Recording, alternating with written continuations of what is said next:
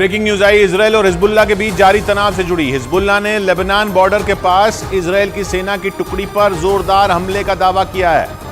Hezbollah के मुताबिक उसने यह हमला इजरायली सेना के शिमोरा बेस पर किया, जिसमें इजरायल के कई सैनिकों के बुरी तरह घायल होने की आशंका जताई गई। हिजबुल्लाह ने इस हमले की जिम्मेदारी लेते हुए यह दावा किया कि उसने इसके लिए फूल प्रूफ प्लानिंग की थी।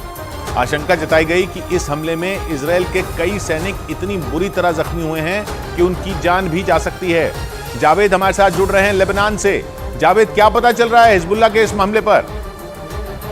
जी किशोर, देखिए हिजबुल्लाह और इजराइल के बीच जो जंग है वो बेहद भीषण हो गई है। हिजबुल्लाह ने बड़ा दावा किया है कि उसने इजराइल की एक सैन्य टुकड़ी को निशाना बनाया है, जिसमें हमला इतना घातक था कि इजराइल के कई सैनिक घायल हुए हैं और कई की जान भी जा सकती है। ये दावा हिजबुल्लाह की तरफ से किया गया। देखिए बीती रात इजराइल ने हिजबुल्लाह की ठिकानों पर एयर स्ट्राइक की थी और लगातार हिजबुल्लाह भी उसी तरीके से जवाब दे रहा है और ये बड़ा हमला हिजबुल्लाह की तरफ से इजराइल के सैनिकों पर किया गया है। लगातार हिजबुल्लाह और इजराइल के बीच अब जो जंग है वो बहुत तेज होती जा रही है और ये पिछले कई दिनों से देखा जा रहा है और आने वाले दिन और हिजबुल्लाह और इजराइल के बीच जो जंग है वो और बढ़ेगी। जी, और हिजबुल्लाह का दावा है कि इस हमले के लिए उसे इजरायल ने ही मजबूर किया।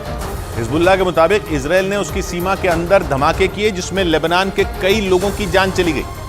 उसका आरोप है कि इजरायल की सेना ने लेबनान के बेकसूर लोगों को निशाना बनाया और आधी रात में वहां जोरदार रॉकेट बरसाए। इजरायल की सेना ने इस हमले के बाकायदा कई वीडियो भी जारी किए, जिनमें लेबनान और इजरायल की सीमा के पास मौजूद कुछ फौजी ठिकानों पर धमाके होते दिखाई दिए। इजरायल की सेना के मुताबिक उसने सीमा के पास मौजूद हिजबुल्लाह के ठिकानों पर मिसाइलों से वार किए। इन धमाकों को देखकर ऐसा लगा मानो कोई ज्वालामुखी फट पड़ा। इजरायल की सेना के मुताबिक उसने हिजबुल्लाह के अड्डों पर क्लस्टर रॉकेट से वार किया और सीना ठोक के इसकी जिम्मेदारी भी ली। इजरायल की तरफ से जारी किए गए वीडियो में उसकी सेना की टुकड़ी रॉकेट अटैक करती नजर आई। इस दौरान कुछ सैनिकों ने उन रॉकेटों को ट्रैक भी किया, जिसके बाद इजरायल ने दावा किया कि उसकी सेना ने हिजबुल्लाह के कई ठिकानों को पूरी तरह बर्बाद करने में कामयाबी हासिल कर ली और उसके इसी दावे ने हिजबुल्लाह के गुस्से को सातवें आसमान पर पहुंचा दिया।